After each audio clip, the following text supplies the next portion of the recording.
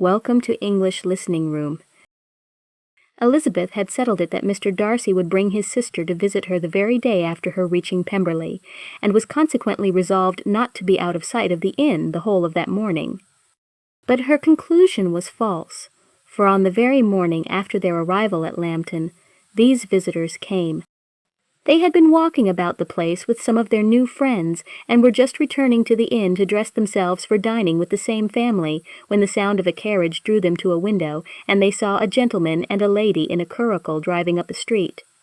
Elizabeth, immediately recognizing the livery, guessed what it meant, and imparted no small degree of her surprise to her relations by acquainting them with the honor which she expected.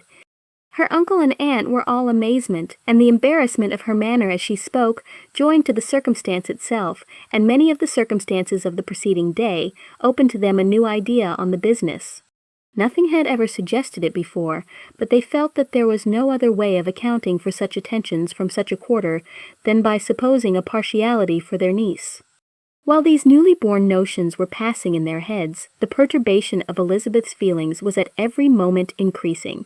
She was quite amazed at her own discomposure, but amongst other causes of disquiet she dreaded lest the partiality of the brother should have said too much in her favor, and more than commonly anxious to please, she naturally suspected that every power of pleasing would fail her.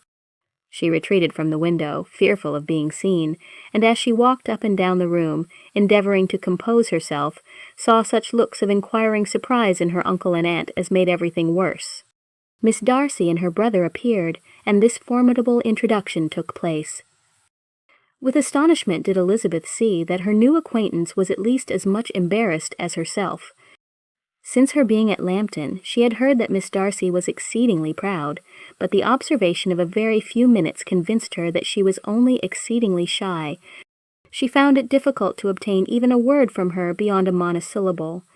Miss Darcy was tall, and on a larger scale than Elizabeth, and though little more than 16, her figure was formed, and her appearance womanly and graceful. She was less handsome than her brother, but there was sense and good humor in her face, and her manners were perfectly unassuming and gentle. Elizabeth, who had expected to find in her as acute and unembarrassed an observer as ever Mr. Darcy had been, was much relieved by discerning such different feelings.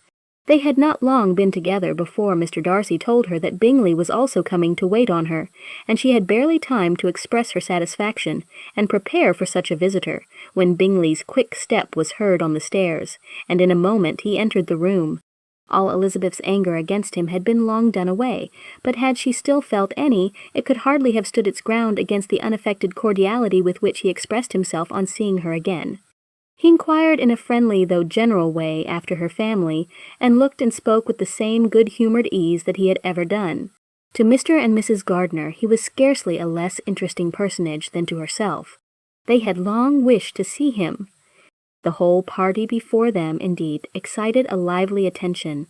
The suspicions which had just arisen of Mr. Darcy and their niece directed their observation towards each with an earnest though guarded inquiry, and they soon drew from those inquiries the full conviction that one of them at least knew what it was to love. Of the lady's sensations they remained a little in doubt, but that the gentleman was overflowing with admiration was evident enough. Elizabeth, on her side, had much to do. She wanted to ascertain the feelings of each of her visitors. She wanted to compose her own, and to make herself agreeable to all, and in the latter object, where she feared most to fail, she was most sure of success, for those to whom she endeavored to give pleasure were prepossessed in her favor. Bingley was ready, Georgiana was eager, and Darcy determined to be pleased. In seeing Bingley, her thoughts naturally flew to her sister, and, oh! how ardently did she long to know whether any of his were directed in a like manner. Sometimes she could fancy that he talked less than on former occasions, and once or twice pleased herself with the notion that, as he looked at her, he was trying to trace a resemblance. But though this might be imaginary, she could not be deceived as to his behavior to Miss Darcy, who had been set up as a rival to Jane. No look appeared on either side that spoke particular regard. Nothing occurred between them that could justify the hopes of his. On this point she was soon satisfied, and 2 or 3 little circumstances occurred ere they parted, which in her anxious interpretation denoted a recollection of Jane not untinctured by tenderness, and a wish of saying more that might lead to the mention of her had he dared. He observed to her, at a moment when the others were talking together, and in a tone which had something of real regret, that it was a very long time since he had had the pleasure of seeing her, and before she could reply he added, "It is above 8 months. We have not met since the 26th of November, when we were all dancing together at Netherfield." Elizabeth was pleased to find his memory so exact, and he afterwards took occasion to ask her, when unattended to by any of the rest, whether all her sisters were at Longbourn. There was not much in the question, nor in the preceding remark, but there was a look and a manner which gave them meaning. It was not often that she could turn her eyes on Mr. Darcy himself, but whenever she did catch a glimpse she saw an expression of general complacence, and in all that he said she heard an accent so removed from hauteur or disdain of his companions as convinced her that the improvement of manners which she had yesterday witnessed, however temporary its existence might prove, had at least outlived one day. When she saw him thus seeking the acquaintance and courting the good opinion of people with whom any intercourse a few months ago would have been a disgrace, when she saw him thus civil, not only to herself, but to the very relations whom he had openly disdained, and recollected their last lively scene in Hunsford Parsonage, the difference, the change was so great, and struck so forcibly on her mind, that she could hardly restrain her astonishment from being visible. Never, even in the company of his dear friends at Netherfield, or his dignified relations at Rosings, had she seen him so desirous to please, so free from self-consequence or unbending reserve, as now when no importance could result from the success of his endeavours, and when even the acquaintance of those to whom his attentions were addressed would draw down the ridicule and censure of the ladies both of Netherfield and Rosings. Their visitors stayed with them above half an hour, and when they arose to depart, Mr. Darcy called on his sister to join him in expressing their wish of seeing Mr. and Mrs. Gardiner and Miss Bennet to dinner at Pemberley before they left the country. Miss Darcy, though, with a diffidence which marked her little in the habit of giving invitations, readily obeyed. Mrs. Gardiner looked at her niece, desirous of knowing how she, whom the invitation most concerned, felt disposed as to its acceptance, but Elizabeth had turned away her head, presuming, however, that this studied avoidance spoke rather a momentary embarrassment than any dislike of the proposal, and seeing in her husband, who was fond of society, a perfect willingness to accept it, she ventured to engage for her attendance, and the day after the next was fixed on. Bingley expressed great pleasure in the certainty of seeing Elizabeth again, having still a great deal to say to her, and many inquiries to make after all their Hertfordshire friends. Elizabeth, construing all this into a wish of hearing her speak of her sister, was pleased, and on this account, as well as some others, found herself, when their visitors left them, capable of considering the last half-hour with some satisfaction, though while it was passing, the enjoyment of it had been little. Eager to be alone, and fearful of inquiries or hints from her uncle and aunt, she stayed with them only long enough to hear their favourable opinion of Bingley, and then hurried away to dress. But she had no reason to fear Mr. and Mrs. Gardiner's curiosity. It was not their wish to force her communication. It was evident that she was much better acquainted with Mr. Darcy than they had before any idea of. It was evident that he was very much in love with her. They saw much to interest, but nothing to justify inquiry. Of Mr. Darcy it was now a matter of anxiety to think well, and as far as their acquaintance reached, there was no fault to find.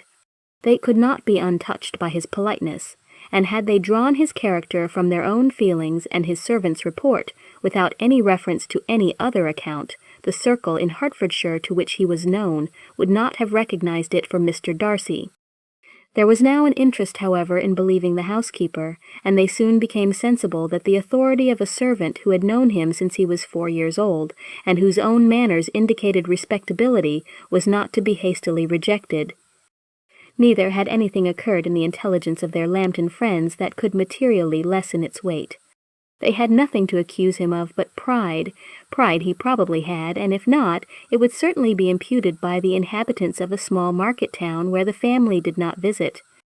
It was acknowledged, however, that he was a liberal man, and did much good among the poor.